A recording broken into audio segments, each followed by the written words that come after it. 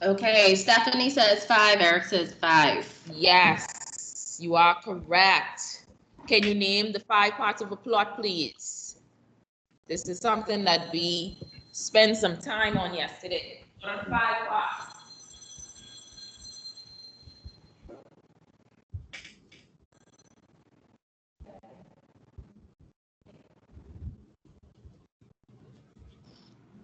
Okay, Kania is saying rising action.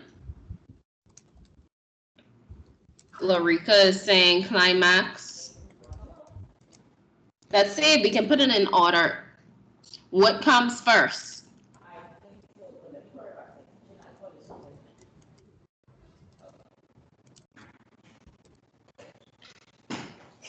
Can somebody list all of the 5 elements of the plot in order? Thank you, Ms. Tudor. I stepped away for a quick minute. Sorry about that.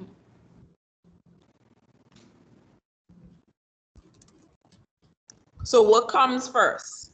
What's the first part of a plot? What's the first one?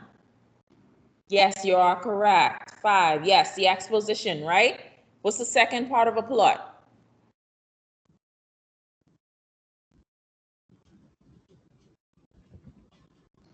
Rising action. Yes. Good. What's the third?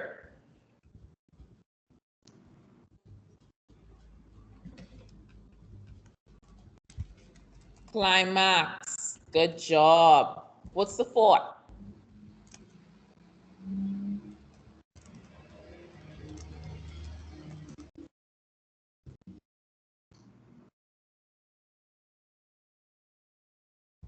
Anyone? Okay, they're saying falling action. Okay, fall in action. Good job. And what's the last one?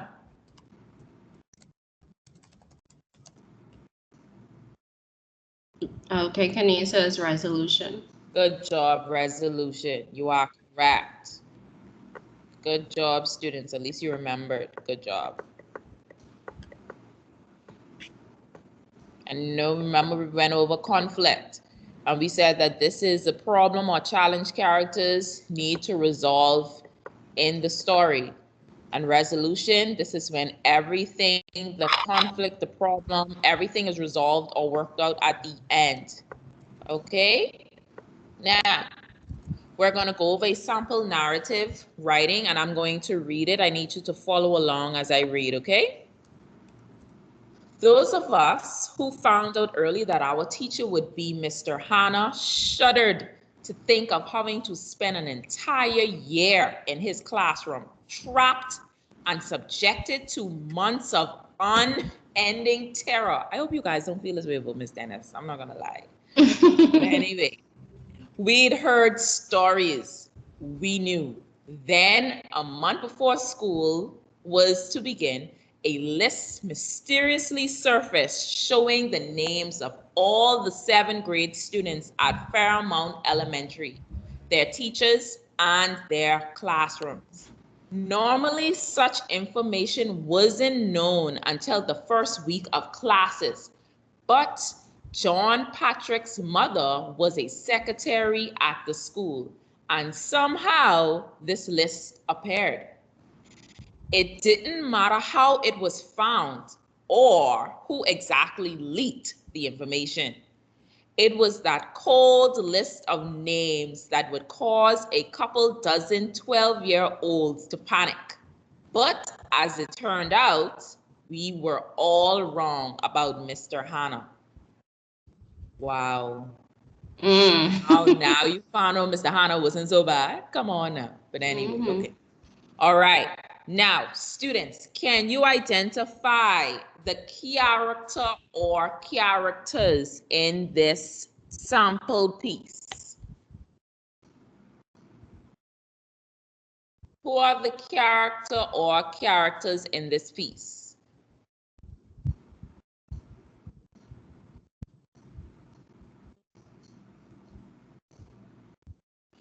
Okay, Aniola says Mr. Hannah. Okay. Kenia says John Patrick's mother.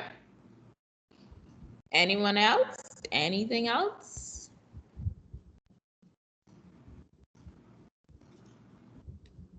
Who else?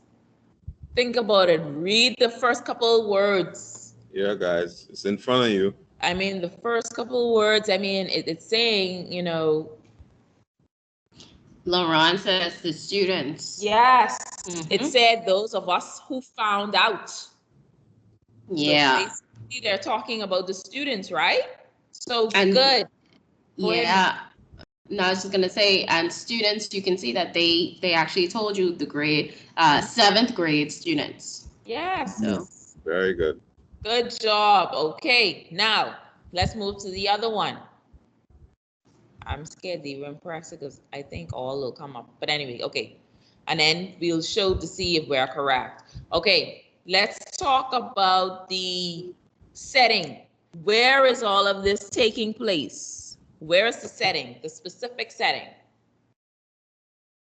Where's the setting in this? the Ron says Fairmount Primary. Well, it's actually Alright, elementary, Paramount but very Elementary. good. Yes, you are correct. Good job, Laurent. Good job. Okay, now let's see what else. What is the plot? Let's get a little bit deeper now. What's the plot? What's going on here? What's going on here? You could put it in 1 or 2 sentences. I think 2 sentences will be enough. What's going on here? What's the plot?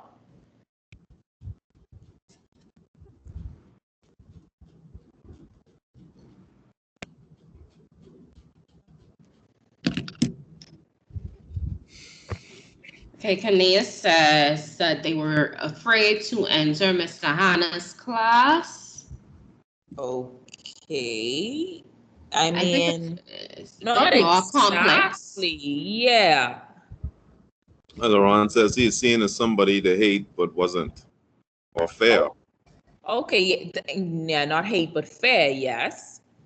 Anything else?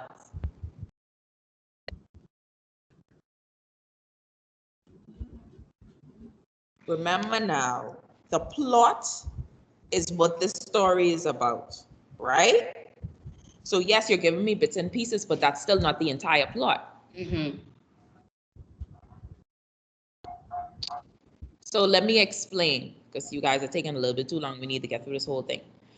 Here it is. We have a teacher, Mr. Hannah, or students in who's going in the 7th grade, or they're in the 7th grade, and they found out that Mr. Hannah would more than likely be their teacher. But then months before school actually opens, a list came out from their school showing the teachers and the students and the classroom, right? After this fact, a list came out, but this list mysteriously appeared because they're indicating that John Patrick's mother, boy, they could snitch. You see how they carry on? John Patrick's mother, you know, I have my fingers up. Mysterious, she was the secretary, and this list just appeared out of nowhere. Okay, leaked information, right? And after they got the leak information, or after they found out based on from the list that they got that mysteriously appeared, they all panicked because now here it is, they really found out that they were in Mr. Hannah's class. But when school started, they went in Mr. Hannah's class. I mean, I'm just interpreting. They went in his class, and he seems to be an okay guy. He was a total, clearly, they said that they were all wrong. So that means he was the opposite of what they actually had in their mind that he was going to be. Okay, that's your plot. All right. Now, let me see what else. Let's see. So we have here, we have our characters, which is the students, and you have Mr. Hannah. Then we have the setting, which is Fairmount Elementary. And then we have the conflict. The conflict, sorry, I was supposed to ask that before I put it up. The conflict is where the information, the list was leaked, right? So this is where the drama comes in now. How all of a sudden now this was leaked and John Patrick's mom was the secretary. We know who leaked it, but this is a mystery. We're trying to say this is a mystery. Yeah. All right. And then we have the entire plot. All right. Good. Now, let's move on to descriptive. What is descriptive writing? If I ask you, Mr. Joaquin read a descriptive piece for you guys. We're on page 16. If Mr. Joaquin read a descriptive piece for you guys. Based on what Mr. Joaquin read, what is descriptive writing?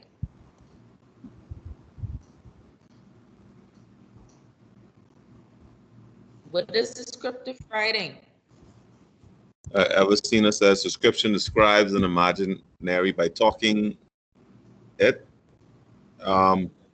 Guys, please be careful, right? Thank you, Ebony, because we want you to avoid using a term related to the term we want you to define. Yes. Okay? Yes. Ebony, yes, it paints a picture using words. Where is the picture usually painted?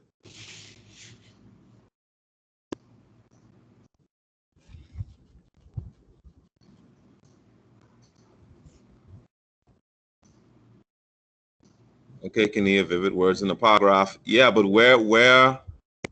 how are these vivid words coming to life? How are they where are they being painted? On a canvas, on a piece of paper, cardboard?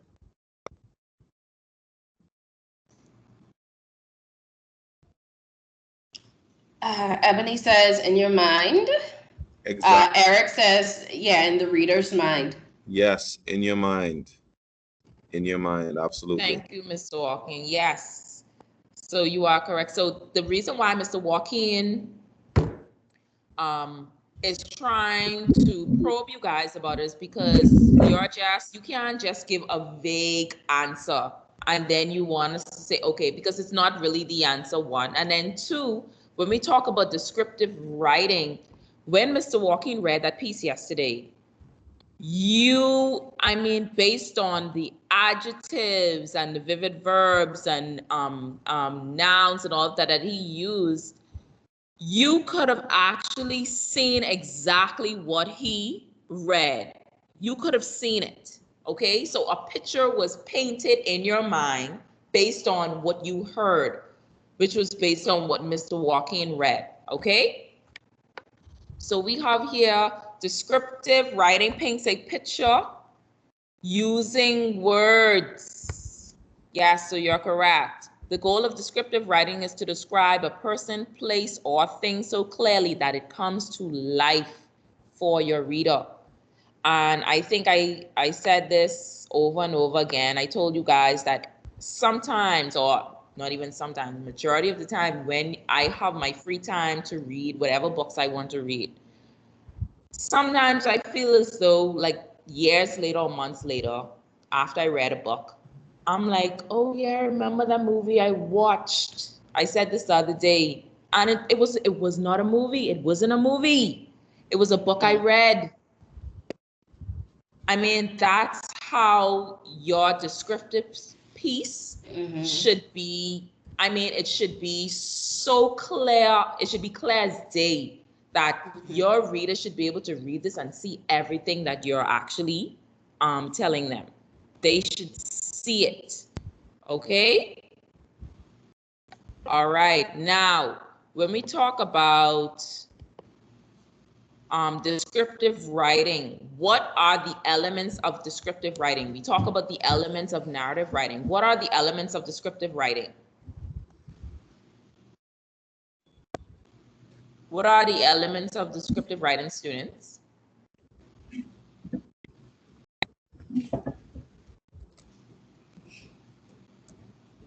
I'll put something up to give you an idea. Oh, no, I shouldn't have done that. Yeah, so Eric says, using descriptive words, yes, we know that. And then Ebony says the five senses. So Elvistina says one of them would be smelling. All right. Yeah, so you guys are correct. We're using your five senses, okay? anytime you're writing a descriptive piece, you should always, these are your elements you should always use, okay? Now, when we talk about the 5 senses, can you list the 5 senses? Can you list the 5 senses, students?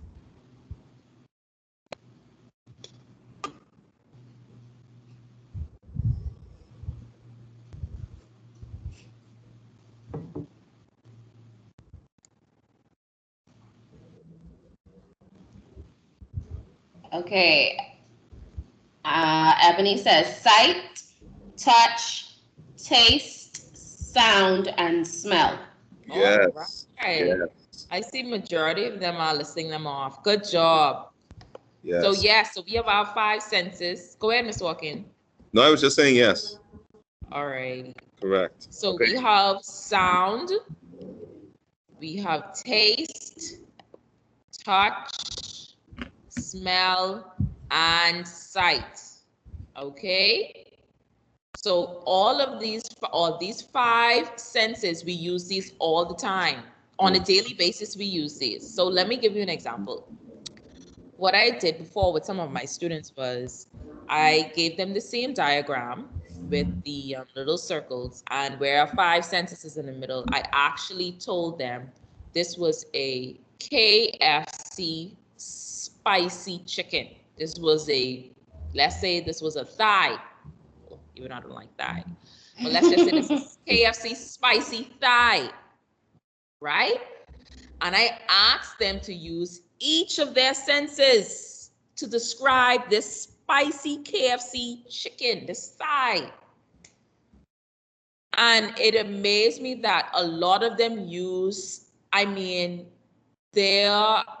adjectives they used were really good. Okay, so anytime you're writing a descriptive piece, just think about that spicy chicken. And how you are going to use, or how you can use your 5 senses to describe this particular chicken. You'll be amazed to the words that you will use, the adjectives you will use to describe this good, spicy, delicious chicken. Mrs. Dennis. Yes. I just wanted to add something now. Grade 11, you may not need to know these terms now, but they are actually more technical terms for these senses when it comes to writing. Okay? Because there's something called imagery. Yes. And you have definitely several types of imagery. You have visual imagery that appeals to sight. You have auditory imagery that appeals to hearing. You have gustatory imagery that appeals to taste. All right. You have tactile imagery that appeals to touch. Okay. Yep. And I forgot. All right. I did sight, sound, taste, touch, and you have olfactory imagery, which appeals to your sense of smell. Yeah. Okay. So, I'm just sharing that with you guys to show you that there's a clear distinction between the types of imagery. Yes. All right. Imagery isn't just visual. No. Okay. Imagery is not just visual. There's even something called kinesthetic imagery, like where you describe a feeling in your body, like a pain, an ache. My muscles were pulsating with pain, right? That's inside the body. But just to give you an idea that, hey, it's not just about visualizing, it's also about using words to do your best to like replicate what something smells like, what something feels like. All right. It's not just about describing, oh, the sun was shining brightly above. It looked like a giant yellow candle in the sky. That's cool. Yes. All right.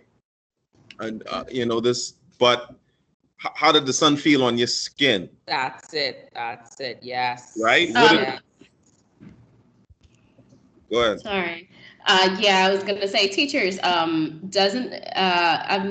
know that you came across essays that start, it was a beautiful Sunday morning or it was a cloudy, dark day at, I'm not saying that it's wrong, students, but we read that so often, Yeah. So even using it's like a cliche, Yes. it's the same over and over. Yes. So just was thinking about that, as Mr. Joaquin was describing imagery and stuff. Yes. So when you're using your senses, it should appeal to all of your senses. It should appeal to everything. Like Mr. Joaquin says, not just what you see, but how does something feel? How does something smell? Or you have to be um, very smart, or use your words so your reader could better understand what you're trying to show them. In learn this about five senses. When you're talking about descriptive writing, there's something where that they say, I don't want you to tell me, I want you to show me. And when I mean I want you to show me, I want you to show me in your writing. So when I read your piece, I am actually seeing, I can hear, I can smell, I can touch, everything. I'm using all my five senses when I'm actually reading your piece. Okay? Now, let's look at a descriptive writing sample.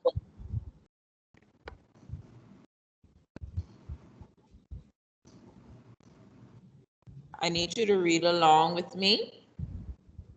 A cop told me he had seen a cat go into a vacant lot near where I had found the last two kittens. She was there, lying down and crying. She was horribly burnt. Her eyes were plastered shut. Her paws were blackened, and her fur all over her body was singed. In some places, you could see her reddened skin showing through the burned fur. She was too weak to move. I went over to her slowly, talking gently as I approached. I figured that she was a wild cat and I didn't want to alarm her. When I picked her up, she cried out in pain, but she didn't struggle. The poor animal reeked of burnt fur. She gave me a look of utter exhaustion and then relaxed in my arms as much as her pain would allow. Sensing her trust in me, I felt my throat tighten and tears start in my eyes. I was determined to save this brave little cat. Now, as you can see, we have all the colors highlighted, right? We have all the colors highlighted to show you the different parts, or the five senses that were actually used here. So we have the yellow, which is sight. Okay, her eyes were plastered shut. Her paws were blackened. So they're giving you adjectives to describe how she looked, right? Her fur all over her body was singed. Okay, some places you can see her red skin showing through the burnt fur. Then you have your smell. She reeked of burnt fur. Okay, so when they have here reeked of burnt fur, the only thing I'm smelling is burnt hair. You know what I mean, Miss Tudor, Mr. Walk-in? Yeah, I'm actually I know that. smelling that. It's a stench. Then you have your sound, talking gently. She cried out in pain. Because here it is, you can visualize that, okay, she's burnt because it's saying her skin, you can see her red skin through the burnt fur. And her paws were black. And based on what they actually showed you, based on sight, that she's in pain. So you can hear her crying because she's in pain.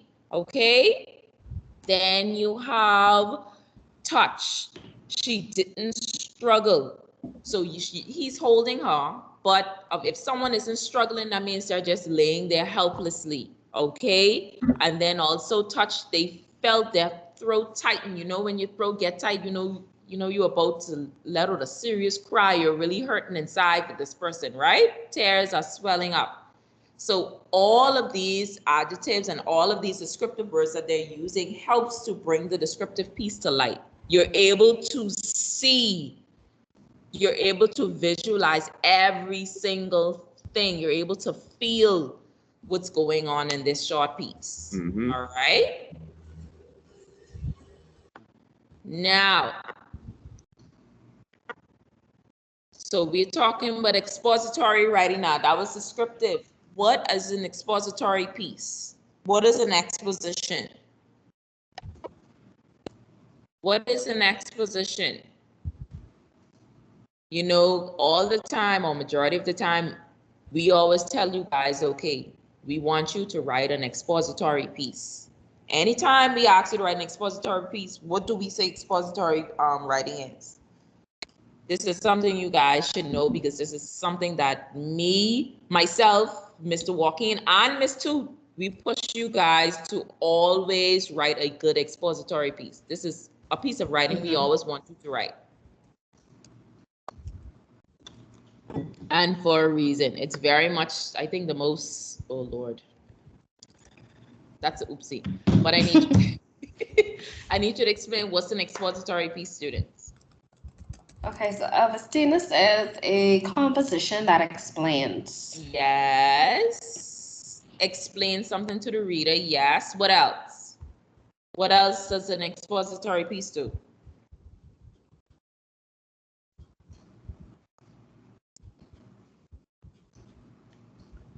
Anyone else? Alicia says when you expose. Stephanie says how-to essay. Okay, that's one of the expository pieces, yes, or how-to essay. You're correct. Anyone else? Okay, so let's look at it. Exposition is the form of composition in which the writer explains, proposes, or analyzes almost anything. So this is informational text that explains something to the reader anytime. So I think one of the topic I had with my students was why do they think students should wear uniform to school? Okay. And I think this is a common piece that a lot of teachers ask you guys to write, because we want you to explain to us what are the reasons that students should wear uniform. You know, and a lot of students give good ideas. You know, they say, oh, because parents may not be able to afford clothes for them to wear every day. They may be bullied because they don't have anything to wear. They're wearing the same thing. What's another one? They would say that you're not able to identify what school that the student attends. You know, Yuri says to represent the school. Yes, yes, you're correct. Okay, so this is so that is just an example of an expository topic that sometimes we propose, or even students propose to write on, because it actually explains, it goes into detail. Students are able to analyze, they're able to think critically. You're able to think critically as to why we should wear uniform. Some are like, oh, we shouldn't wear uniform. But then I ask them, weigh the pros and cons. This is where you're actually thinking critically, and you're thinking about, okay, why should we or why shouldn't we? What would be the benefits of wearing it, or what would be the disadvantage of wearing it? Okay. Mrs. Dennis, I don't know if you saw Elvistina's. It says preparing us for jobs. Thank you, Elvistina. You know, to be honest, me and Miss Toot wish we had a uniform to wear. You know, I mean, we're just being real, because let me tell you, when you want to find something different to wear every day, it can be challenging. And believe it or not, grade 11, you may not like uniforms, but when uniforms are not an attempt to take away your individuality, you know, it's an attempt to instill discipline. That's one of the reasons. Because guess what? You, like Elvistina said, many of you if you are not an entrepreneur and have your own business, or even if you are, you will have to wear, there's a dress code you may have to adhere to. That's Right? right. And guess what? It's not like when you come to school and you don't want to wear, you want to wear your pants hanging off, or you want to be wearing like white Jordans instead of black Clarks or something, and administration or the Tommy belt or whatever, right? And administration making noise behind you is not just take that belt off or come back for this belt at the end of the day. It's go home. That's right. Yes. If you can't wear the proper Right. attire, go home. Yes. I mean, just to add to what Mr. Joaquin is saying, some of you think that, teachers or administration are hard on you and you say, oh, they never want to sue this or that. But it's just preparing you for the real world. I'm telling you, and some of you already work and you know how your boss is carrying. Yes. Us as teachers, we can't come to work any type of way because we'll be, disciplinary action will be taken. They send teachers home. That's right. So we have rules too. They will send you home. That's right. So I totally agree, Mr. Joaquin and Mr. Yes, that's true. It's not, like Mr. Joaquin said, it's not taking away your freedom of what you want to do and how you want to do it. But anywhere you go in the world, there's rules and regulations that you have to follow. Yep. And the thing is, if you do not follow them and you're breaking them, then you're going, they would say, go against the grain. But why are you breaking them? So you have the freedom to do it. Come on now. You need to work. You have a job. If you're willing to work or you want to work in an organization, you have to be able to abide by their rules. And if they say uniform, that's what you have to wear, then that's what you have to do. And if you don't feel as though that's not going to work for you, then you turn the job down. But don't be disgruntled that you have to follow certain rules and you turn around and don't do them and you're mad with the company. You don't have to agree to it. But hey, you still want a couple dollars in your pocket, so you still do it. But so let's talk about examples of expository writing. So we have newspaper articles to give information, okay? A lot of you guys do not, oh Lord, I don't know if how many of you in here actually read the newspaper, but you don't have to have the physical paper in front of you to read. You can go online and read the newspaper. I mean, we've upgraded, okay? So also examples of expository writing is to explain steps in a process. I think someone said that, right? How to do. Yeah. So yes, you're correct. Also, we have another example, comparison or contrast of two subjects. That's another expository writing, okay? And then we also have, so you're comparing the bike and the Mercedes, the Benz. Okay.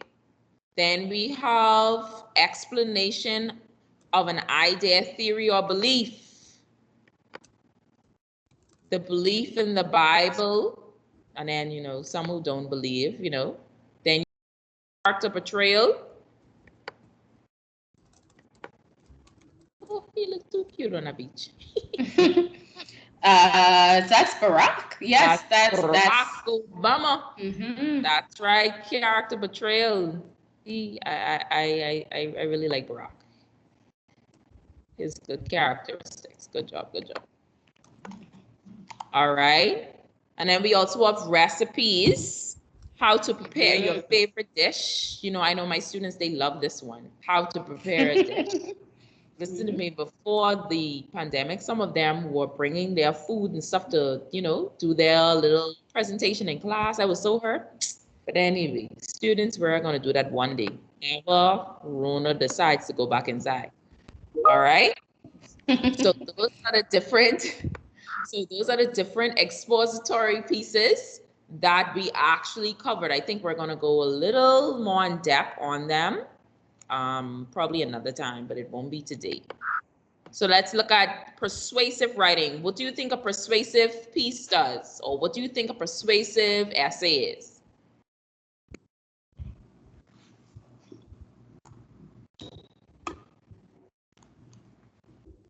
And don't use the same word like Mr. Joaquin said. An essay that persuades. You know that's exactly what they were about to say. Yes. So what's another word for persuade? Talia has it. Job. Good job, Delia. Mm-hmm. Good job. Convince. Yes. Okay. Good job. Good job. So persuasion is a form of composition in which the writer attempts to defend or attack the truth of a proposition. Okay. So this is the purpose is to convince a person of the validity of the writer's belief. All right. So if Mr. Dennis is going to write a persuasive piece, right? Or persuasive speech. And I want to convince you that, see, something that's going to be controversial. I want to convince you students that social media is all around negative. There's nothing positive about social media. Okay? That is something I think that a lot of people can fight over. I mean, that is something you have to bring hard facts. Mm-hmm. I mean, you have to bring some serious hardcore evidence to show that social media is just negative. Nothing is positive about social media. Okay? And then even when you're trying to persuade, sometimes, you would have if I'm not wrong, Ms. Student, Mr. Joaquin can let me know when it comes to a persuasive speech, or you're giving a speech and you're trying to persuade someone to or convince someone to side with you. When you even look at there's a rebuttal, right? Mm-hmm, mm-hmm. Okay. So the other team is like, okay, hold on now. Let me bring some facts here to show you that it's not all bad. All right. So when you're actually trying to convince a person to side with you, you have to bring, hard evidence to show them that this is what they should do or why they should agree with you. Okay? Excuse me, Ms. Dennis, I'm going to go start the next meeting. No problem. Mr. Joaquin, do you have the link so when we wrap up for the attendance? Say it again. Oh, yeah, I can get that. Okay. Also, sorry, Mrs. Dennis. One thing I wanted to mention to them that they may not know. Guys, there is a difference between persuasive and argumentative writing, because a lot of times we conflate the two of them, but they're not the exact same thing. No. Persuasion is using facts and emotions, whereas argumentative writing is just about doing research using logic and fact, no emotion. This is what it is. That's no true. appeal to emotion, nothing. Okay? But yes, persuasive writing employs facts as well as emotional appeals. Yes. And emotional appeals, they work. Oh, they definitely work. They work. Okay? You can make people believe things or follow things just by using certain emotion, appealing to their fear, appealing to their prejudices, appealing to their anger. That's true. That is true. And that is true. People are more likely to follow you if they're not like people who are looking for the logic in what you're saying, and they're more like responding emotionally. Oh, I like what he says because he mad just like me about the same thing. So versus, okay, is what he's saying actually fair? You know what I mean? Yes. So just keep that in mind as well, guys. And we call them persuasive techniques.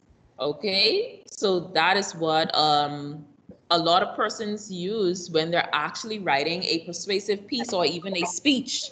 They use different techniques to get their reader or get the persons who are listening to them to side with them. So an example of persuasive writing, a letter to the Minister of Education petitioning for more computers at your school. This could definitely be a good persuasive piece, okay? Okay, I'm gonna send it. I'm sending it right now, Mrs. Dennis. Just need to. Okay, no problem. An advertisement for candy. This is another persuasive piece. Okay. All right. Now, so let's do this quick, and then you can click on the link. Mr. Joaquin will put the link in the chat, so you guys can click on it and you can do your attendance for the day. Okay. So determine what type of writing should be employed for the following writing prompts. If you had to be an animal, which would you be and why? Which writing, which type of writing would we use here? If you had to be an animal, which would you be and why? Which type of writing will we use for this particular topic or topic to write on? All right, Alicia says expository. You sure? Anyone else? So I guess Alicia is the only one who participating. So someone say, Alicia say yeah. All right, let's see, Alicia. Yes, you are correct, Alicia. Good job. Yeah. Very good. So we have my favorite school memory. What type of writing you think we would use here? Come on, guys. This is easy. Yes. All right, let's see. Narrative, you are correct. Good job. Let's go through these quickly because we have to wrap up. All right, my favorite singer. My favorite singer. I don't know why they have a picture up here, but that's fine. Whoa. But Nikki is a rapper though. Yeah. Yeah. Descriptive, yes, you are correct. Good job. What would this one be? Should sodas be offered in school cafeterias? What type of writing will we use here?